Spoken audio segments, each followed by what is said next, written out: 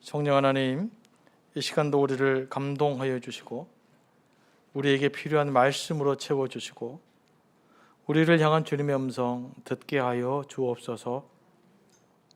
예수님의 이름으로 기도합니다. 아멘. 한 해 마지막이 될 때마다 참 엊그제 시작되었는데 금세 한 해가 끝나는구나 이런 생각을 하게 됩니다. 그래서 한 해를 마무리하며 돌아볼 때마다 생각하게 되는 것들이 몇 가지가 있어요. 첫째는 참 시간이 빠르다라는 것입니다. 제가 좀 젊을 때, 지금도 젊지만 참 시간이 빨라요 그러면 어르신들이 그랬어요.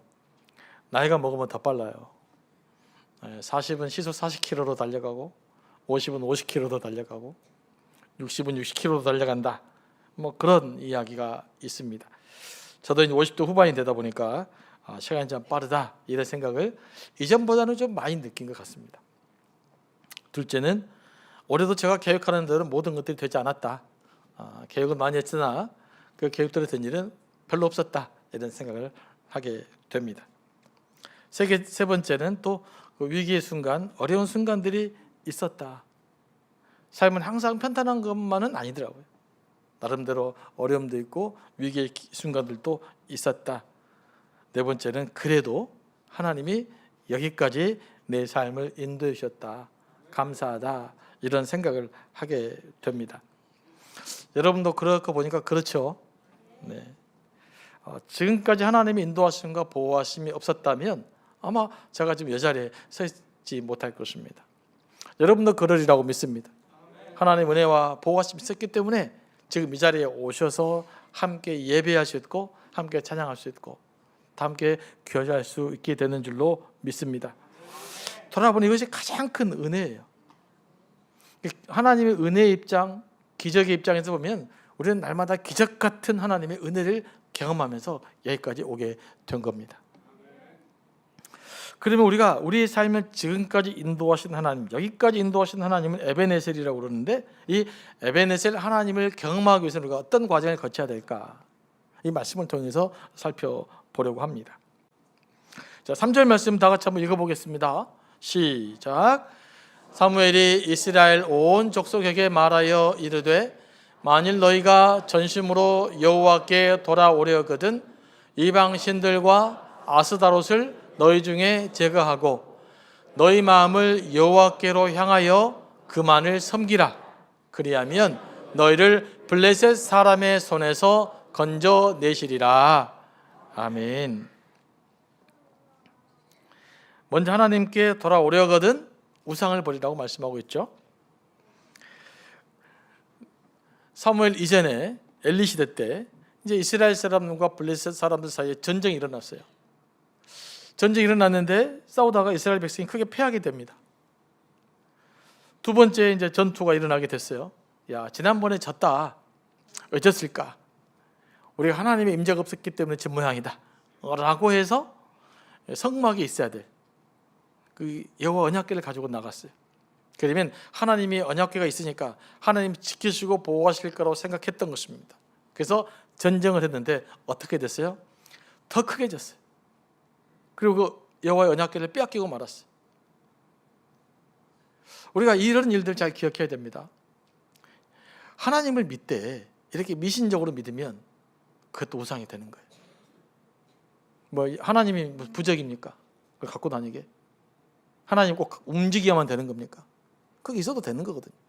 그러니까 이 미신적인 상황이 발달하다 보니까 이걸 가지고 가면 혹시 무슨 뭐 효험이 일어나지 않을까라고 생각했다가 더 크게 지고 말았죠. 이제 여호와 언약궤가 블레셋 사람들에게 빼앗겼는데 빼앗아간 블레셋 지역에 이게 난리가 난 거예요. 막 신당들의 목이 부러지고 신당이 깨지고 박살나고 그러니까 야, 이게 우리한테 재앙이다 라고 하면서 다시 이스라엘 사람들에게 돌려줬어요. 그래서 이스라엘 베세메스 지역에다가 이렇게 이제 여호와의 언약궤가 놓여 있었는데 참 주민들이 처음에는 기뻤는데 또 이렇게 궁금한 거예요. 도대체 저 언약궤 안에 뭐가 들어있을까? 뭐가 있길래 도대체 하나님의 임재의 상징이고 이런 어떤 또 능력이 나타나기도 하는 걸까? 또 궁금해요. 그래서 언약궤를 뭐가 들었는가 쳐다보다가 어떻게 됩니까? 많은 사람이 죽게 됐어요. 이 호기심으로 신앙생활을 하려고 하면 안 돼요. 혹시 예수 믿으면, 하나님 믿으면, 여러분 믿으면 여러분의 호기심을 충족시켜 주는 것이 아닙니다. 그러니까 하나님에 대한 믿음을 우상화시켜도 무슨 부적 같은 것으로 만들어도 안 되는 것이고, 호기심에서 이게 혹시 교회 다녀보고 예수 믿고 하나님 찾아도 응답을 받지 못해. 하나님은 믿음의 대상이고 예배의 대상인 줄로 믿습니다. 일로 두려움에 사로잡힌 벳셈에서 사람들이 이제 기럇 예아림이라는 지역에 있는 사람들에게 편지를 써요. 이가 이 교회를 가져왔는데 우리가 보관하기 힘들 것 같으니까 너희들이 좀 이 언약궤를 잘 보관했으면 좋겠다. 그래서 이제 그쪽에 있는 그 아비나답의 집에 궤를 옮겨놓고 그 아들을 거룩하게 제사장처럼 만들어서 여호와의 궤를 지키게 했습니다. 그런데 그때부터 하나님의 복이 임하기 시작한 거예요. 이스라엘이 평안해지고 또 이스라엘 모든 족속이 여호와의 언약궤를 사모한 겁니다. 하나님을 사모하게 됐어요. 굉장히 좋은 기회잖아요. 이때를 사무엘은 놓치지 않습니다. 여호와를 사모하는 백성들의 마음이 왜곡되지 않도록 이 말씀을 선포한 거예요. 그들의 그 영적인 질서를 다잡은 것입니다. 우리가 하나님을 섬기고자 하는 마음이 있어요. 뜨겁게 일어날 수 있지만 그 마음이 왜곡될 수 있어요. 내 중심적이거나 또 다른 동기로 하나님께 나아갈 수 있어요. 또 하나님에 대한 바르지 못한 이해를 가질 수 있어요. 이 부분에 대해서 사무엘이 딱 기회를 포착해서 말씀을 선포한 게 오늘 3절 말씀입니다. 너희가 전심으로 하나님께 돌아오려거든 뭐해라? 너희 마음속에 있는 이방신들과 아스다롯을 제거하라는 것입니다. 4절 말씀에서는 좀 더 구체적으로 말합니다. 바울과 아스다롯을 제거해라고 말했습니다. 가나안 지역에 있는 지금 이스라엘 백성들 마음속에 있는 그들이 부분적으로 섬기고 있는 우상들을 다 제거해야 된다 이렇게 말씀하고 있어요. 바알과 아세다롯은 가나안의 풍요를 약속해 주는 대표적인 신들이에요. 가나안 사람들은 바알과 아세다롯이 자녀를 많이 낳게 해주고 풍년을 들게 해준다고 믿었어요. 그래서 그들에게 정성껏 제사를 드렸습니다. 그런데 타산을 강조하다 보니까 많은 자녀 생산이잖아요. 그것을 어떤 상징적 행위로 재현하려고 했던 것 같아요. 그래서 성전 예배, 성전 제의 안에 성전을 섬기는 창개들과 함께 남자들의 몸을 섞게 만들고 그로 인해서 마치 신과 연합하는 느낌을 갖게 만들어서 이제 마음에 안심을 줬던 행위를 했던 것입니다. 그러니까 종교적 행위 자체가 매우 심각한 도덕적 타락을 내포하고 있었어요. 유진 피터슨이라는 지금 돌아가셨는데 목사님은 이러한 행위가 풍성한 농산물을 얻으려고 하는 일종의 펌프질이었다. 뭐 펌프질에서 뭐 하는 것처럼. 이들의 제사는 신들을 매수해서 자신들이 원하는 방향으로 그 힘을 행사하기 위한 것이었다. 그러니까 이 우상, 이방 사람들이 우상을 섬기는 것은 뭐냐면 신들을 매수해서 내가 원하는 욕심, 내가 원하는 욕망 이것들을 얻기 위해서 신들을 설득시키는 거였다. 그건 올바른 예배가 아니다. 이렇게 이야기하고 있는 것이죠. 우리들도 그럴 수가 있어요. 신앙생활 하면서 막 하나님을 설득시키고 막 기도해서 내가 원하는 욕심을 다 채우려 간다면 우리의 신앙은 어그러질 수밖에 없고 잘못될 수밖에 없는 것입니다. 진정한 하나님을 섬기는 것은 뭐냐? 우리가 하나님을 설득하는 것이 아니라 우리가 하나님께 설득당하는 것입니다. 진정한 신앙은, 진정한 믿음은 내가 하나님께 설득을 당하는 거예요. 여러분이 하나님께 설득을 당할수록 여러분의 믿음은 성숙한 것입니다. 가나안 우상들은 이스라엘 백성을 단순히 종교적으로만 타락시킨 것이 아니에요.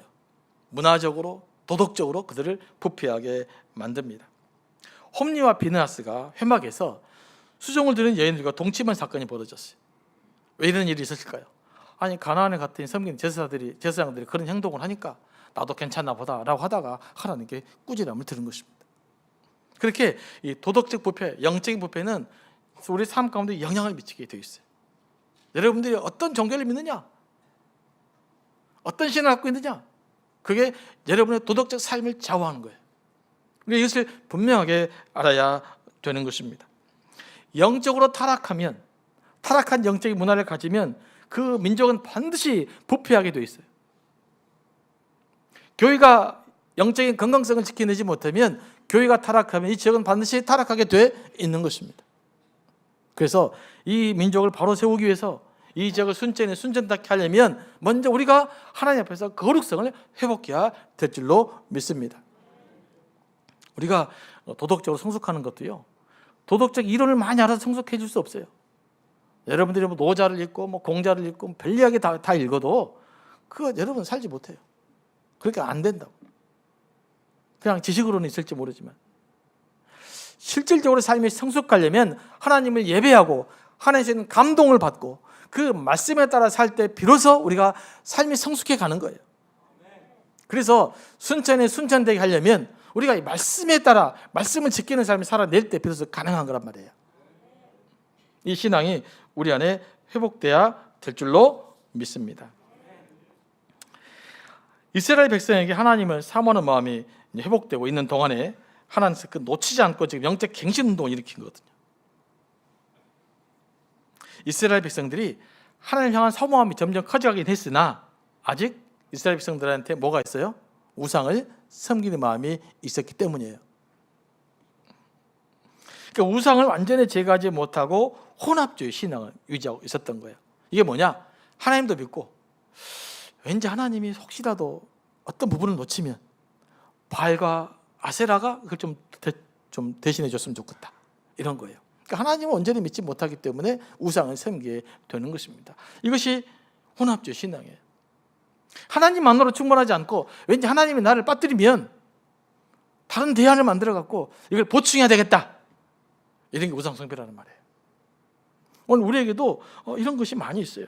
특별히 이 신년만 되면, 연말 연초만 되면 참 저도 목회자로서 참 걱정입니다. 어떤 아는 분에게 들은 이야기예요.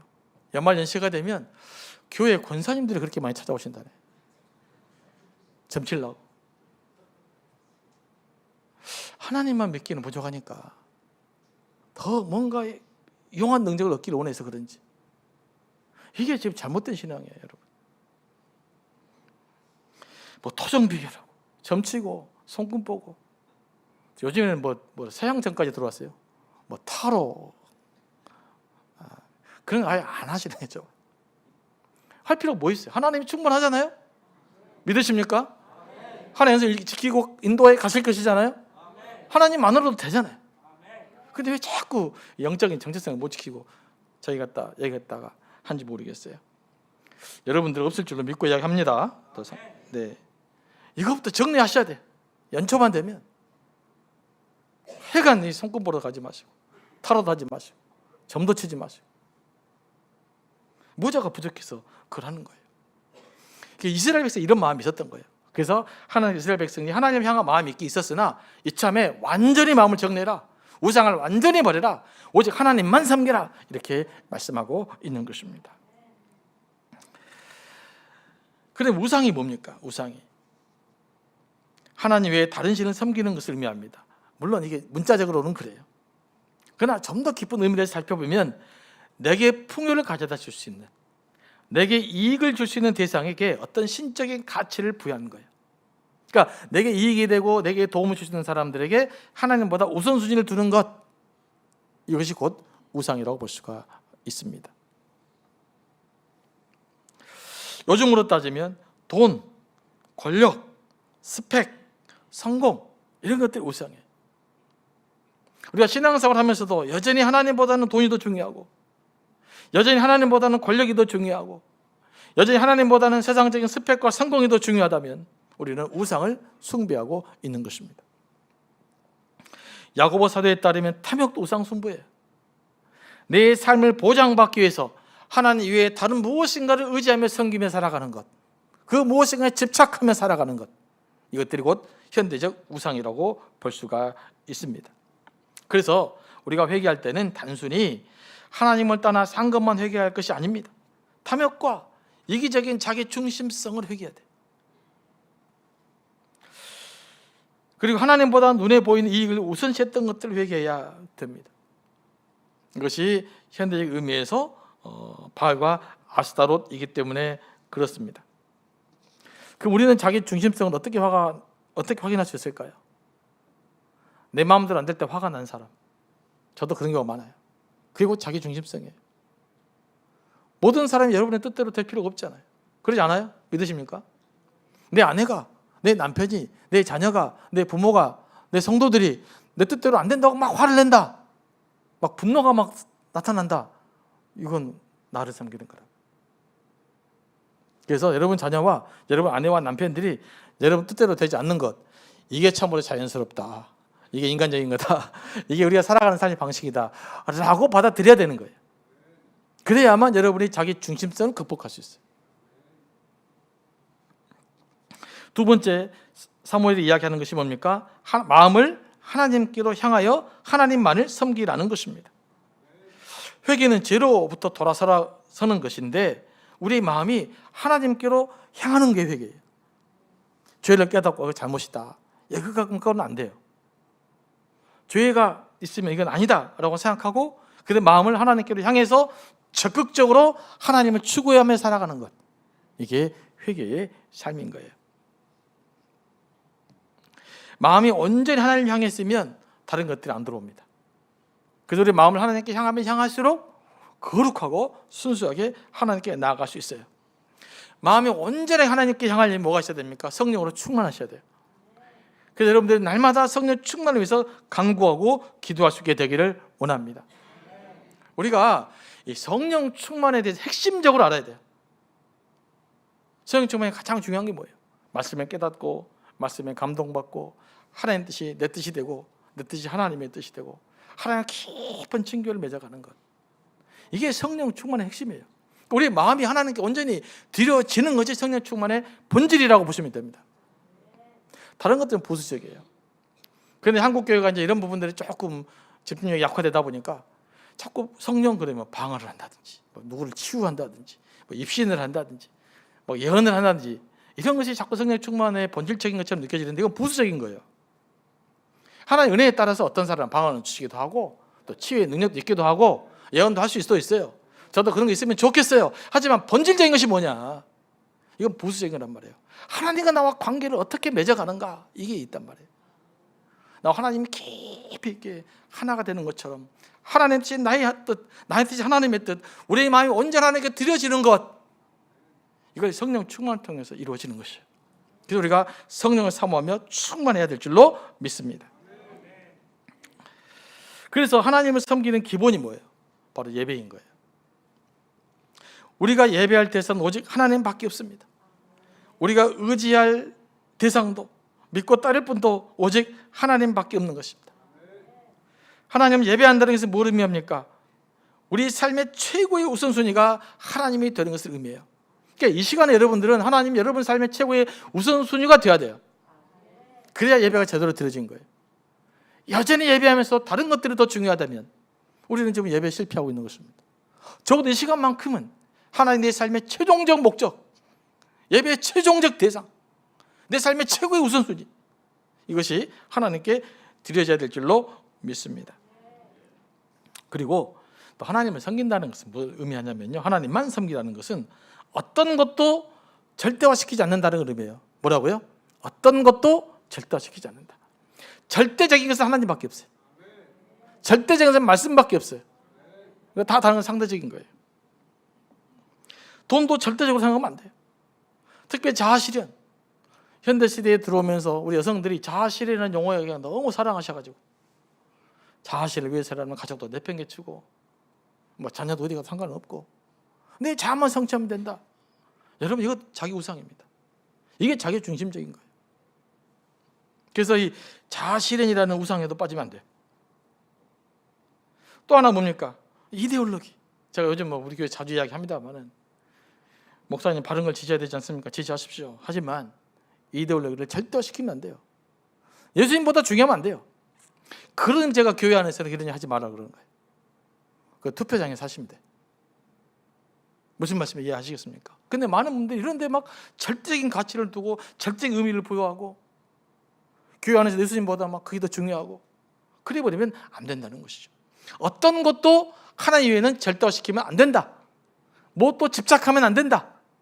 하나님만이 최고의 예배의 대상이고 하나님만이 삶의 우선 중심이고 하나님 우리의 모든 행위의 중심이 되어야 된다라는 신앙 고백. 이것이 하나님이 기뻐하시는 예배인 것입니다. 그러면 우상을 버리고 여호와께 돌아올 이스라엘을 향한 하나님의 약속이 무엇입니까? 블레셋 사람들의 손에서 건지리라는 것입니다. 블레셋은 역사상 가장 오랫동안 이스라엘을 괴롭힌 나라입니다. 지금까지 지금 전쟁을 하고 있잖아요. 블레셋 영어 성경으로 보면 블레셋 팔레스틴이에요. 그러니까 지금의 팔레스틴이 성경의 블레셋입니다. 근데 그 당시 지금의 가자지구에 해당되는데요. 이 지역이 사실 고대로부터 가장 문명이 발달된 곳 중에 하나였습니다. 이집트의 문명과 또 철기가 굉장히 빠르게 발달됐어요. 그러니까 이 인간적 문화적 전쟁 수단으로 하면 저 돌 들고 막대기 들고 싸우는 이스라엘 사람들이 그냥 철기를 사용하고 있는 블레셋 사람과 싸워서 이길 수가 없는 거예요. 그래서 사사기서부터 구약의 가장 이스라엘 괴롭혔던 나라가 곧 블레셋이었던 것이죠. 이 시대도 지금 블레셋 사람들에게 괴로움을 받고 있는데 이 괴로움에서 어떻게 이스라엘 백성이 벌어질 수 있느냐? 더 좋은 무기를 만들어야 되느냐? 더 좋은 문명을 발전시켜야 되느냐? 더 좋은 군사력을 만들어야 되느냐? 여기에 달려있지 않고 어디에 달려있다? 하나님만을 섬기는 데 있다는 거예요. 하나님이 개입해 주셔야만 이스라엘 백성은 승리할 수 있다는 거예요. 그러므로 우리가 에베네셀 대신 하나님을 경험하려면 하나님을 온전히 섬기고 우리 마음이 하나님께 집중되어 있어야 되는 것입니다. 우리도 그런 의미에서 우상을 버리고 하나님을 온전히 섬기면 우리를 힘들게 하는 모든 환난에서 우리를 건지실 것입니다. 우리를 결박하는 악의 세력으로부터 우리를 건져내실 것입니다. 그러므로 과감하게 우리의 우상들을 버리고 하나님께 돌아오기를 원합니다. 이렇게 사무엘이 이스라엘 백성을 향해서 선포했더니 무슨 일이 벌어집니까? 이스라엘 백성들이 금식하면서 자신들의 죄를 고백합니다. 우리가 여호와께 범죄하였나이다. 혼합주의 신앙에 물들어 있는 사람들이 자신의 죄를 깨달은 거예요. 아, 이게 내가 잘못했었구나.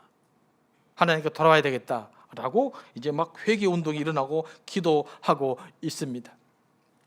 이렇게 회개 운동하고 기도하니까 얼마나 이스라엘 백성이 이제 복된 일이 벌어질 거예요. 그런데 이때 무슨 일이 벌어집니까?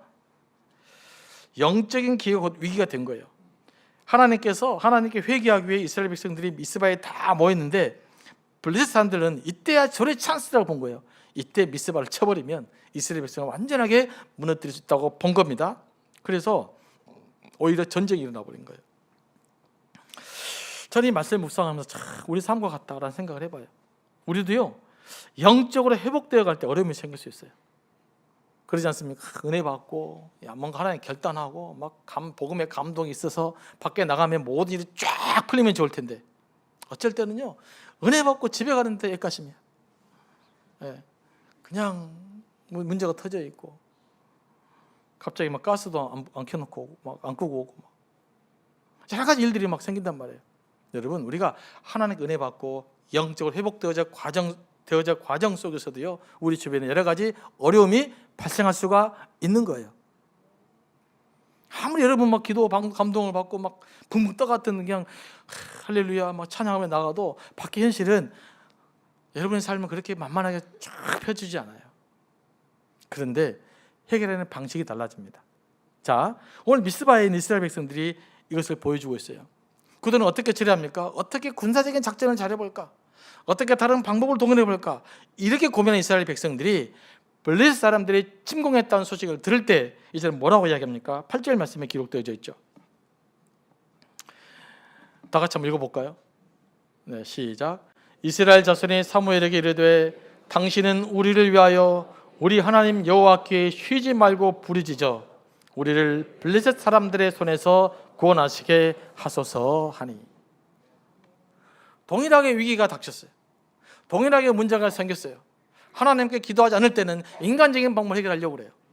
그런데 하나님께 기도하고 회개하고 났더니 어떻게 됩니까? 이제는 기도로 해결하려고 그래요. 우리 예수 믿는 사람들은 하나님과 관계성 속에서 모든 것들이 세상적으로 일상적으로 풀리지는 않지만 우리는 하나님의 방식대로 해결하게 됩니다. 먼저 무릎 꿇게 됩니다. 먼저 기도하게 됩니다. 그리고 하나님 인도하심을 추구하게 됩니다. 그렇게 해결되어 가는 거예요. 그렇게 해결하는 것이 훨씬 더 완벽하게 해결하게 되어지는 것이죠. 이게 성령의 역사입니다. 우리가 성령의 역사가 임하면 여러분의 삶을 가운데 어려움이 생길 때 뭐부터 하게 된다고요? 하나님부터 찾게 되는 거예요. 이럴 때 하나님의 놀라운 역사가 우리에게 임하게 될 줄로 믿습니다. 그렇게 사무엘이 열심히 제사를 드렸더니 전쟁에서 어떻게 됐습니까? 하나님께서 블레셋 진영에 큰 우박을 내려서 블레셋 사람들을 어지럽게 한 거예요. 우왕좌왕 좌우를 분별하지 못하게 만듭니다. 누가 적군인지 누가 우리 편인지 정신 하나도 없게 만들어서 결국 그들이 도망가게 만들었어요.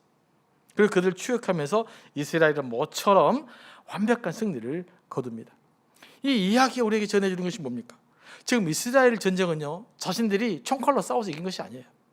하나님이 환경을 만들어버린 거예요. 이스라엘 백성이 이길 수밖에 없도록 환경을 조성해 놓은 것입니다. 그래서 이스라엘 백성은 쉽게 승리할 수 있었습니다. 여러분, 우리 인생의 문제도 마찬가지죠. 내가 열심히 노력하고 내가 수고하고 내가 땀 흘린 것 같지만 하나님의 보이지 않는 손길이 우리에게 임하셔서 자목도 쳐주고 잡초도 제거해주고 길도 넓혀주셔서 그 길을 가게 해준 줄로 믿습니다. 이게 영적인 우리가 바라보는 시각이에요. 내 눈에 보이지 않는다고 나 혼자 다 한 것이 아니에요. 내가 땀 흘려 수고했다고 나 혼자 다 한 것이 아닙니다. 이런 나를 지금까지 땀 흘려 수고하게 만드신 하나님의 은혜, 그게 있었기 때문에 지금 여러분이 이 자리에 있게 된 것인 줄로 믿습니다. 그래서 우리가 모든 생길 때마다 하나님과 관계를 회복하는 것이 매우 중요한 일이에요. 자, 이제 사무엘이 승리를 통해서 이스라엘 백성 모두가 하나님을 기념하기를 원합니다. 그래서 미스바와 센 사이에 큰 돌을 세우고 에베네셀이라고 불렀어요. 당시에는 기념할 것이 돌밖에 없었던 것 같아요. 그러니까 돌을 크게 세운 것입니다. 에베네셀이 무슨 뜻입니까? 여호와께서 여기까지 우리를 도우셨다라는 뜻입니다. 이 상황까지 하나님이 도우셨다. 이 말이 의미하는 게 뭐예요? 오늘 이 이스라엘의 승리는 하나님이 지금까지 도우셨기 때문에 가능했다라는 거예요. 그러니까 승리했다고 자만하지 말고 더욱더 하나님을 섬기고 의지해야 된다. 이 메시지를 에베네셀을 통해서 증거한 것입니다. 우리들이 우리의 문제를 가지고 하나님께 나가는 것도 중요하지만요, 문제 해결 이유가 더 중요해요. 여러분이 기도했어요. 여러분이 기도 응답을 받았어요. 응답 이후에 여러분이 어떻게 행동하십니까? 응답 받을 때는 기도하고 눈물로 기도하고 하나 여러분만 도와주시면 내가 주를 위해 선신하게 살겠습니다 라고 했는데 응답을 해주실 때 여러분이 어떻게 반응하냐 이 말이에요. 사무엘처럼 반응해야 돼. 이 모든 것이 에베네셀입니다. 이 예가 신약 성경에 잘 드러나 있어요. 예수님께서 사마리아와 갈릴리 사이로 지나가실 때 나병 환자 10명을 만났습니다. 그들이 주님께 외쳐요. 주여 우리를 불쌍히 여겨 주옵소서 라고 외칩니다. 예수께서 그들에게 치유하셨죠. 이제 너희들이 치유됐으니까 제사장들에게 몸을 보이라. 그래서 이제 병 난 모습으로 제사장들에게 몸을 보이러 가는 도중에 나병 환자들이 낫게 됐어요. 낫게 되니까 다 자기 집으로 가버렸어요. 그 중에 한 사람만 예수님께 나와서 감사드립니다. 그래서 예수님이 이 나병 환자를 칭찬하죠. 믿음이 너를 구했다라는 굉장한 칭찬을 받게 됩니다. 에베네셀 신앙이 뭐냐? 지금까지 나를 도우신 하나님께 오셔서 기어이 감사하는 거예요. 기도할 때만 열심히 기도하고 응답받은 이후에는 내 마음대로 살아가는 것이 아니라 응답받은 이후에도 감사로 하나님께 나오는 거예요. 이게 진정한 에베네셀 신앙인 줄로 믿습니다. 이 신앙을 가지고 올 한 해를 좀 잘 정리하시면서 내년에도 잘 준비할 수 있게 되기를 원합니다.